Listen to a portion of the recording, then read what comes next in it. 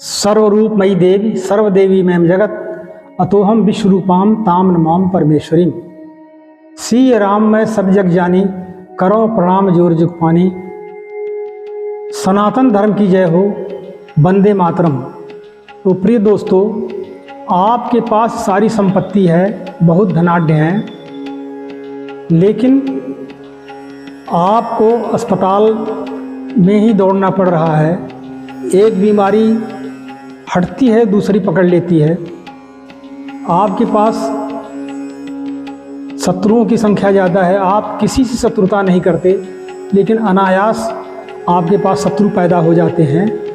तो ये सब जानने के लिए आपको कुंडली में लग्न से छठे भाव को आपको देखना पड़ेगा कि क्या स्थिति है। अब आइए हम आपको बता देते हैं।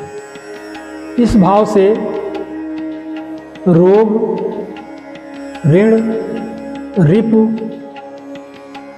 और तमाम तरह की चीज़ें, ननिहाल, ये सारी चीज़ें आपको छठे भाव से ही देखी जाती हैं। अगर छठे भाव में पाप ग्रह बैठते हैं तो आपके लिए परम शुभ है, लेकिन फिर भी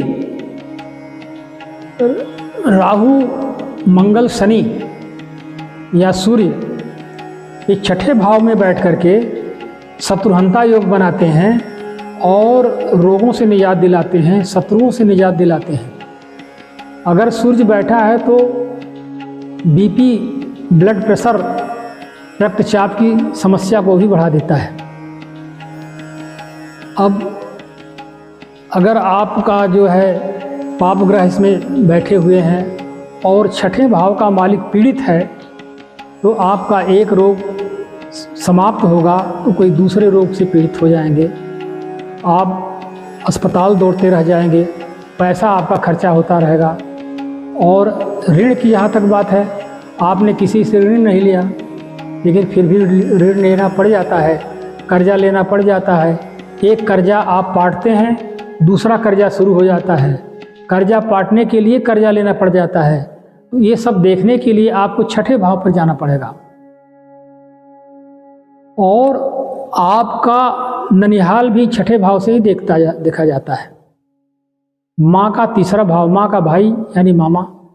आपके ननिहाल में कितने लोग हैं, आपका ननिहाल से पटता है या नहीं पटता है, कितना प्रेम करते हैं, ननिहाल में कितने सदस्य हैं, उनसे आपकी क्या स्थिति होगी, वो ननिहाल आगे चलने वाला है या वहीं से समाप्त हो जाता है। कभी कभी किसी का ननिहाल में कोई नहीं रहता, केवल माँ ही आती है, इसके बाद कोई नहीं रहता। क्या ननिहाल से भी आपको संपत्ति मिल सकती है? तो ये सारा जानने के लिए आपको छठे भाव को देखना पड़ेगा। मारपीट, झगड़ा फसाद, चाकूबाजी, ये सारी चीज़ें भी छठे भाव से देखते हैं, जिसके परिणाम स्वरूप जेल जाने की भी संभावना रहती है। ये सब सारी बातों के लिए आपको लग्न से छठे भाव के बैठे हुए ग्रहों को आपको देखना पड़ता है।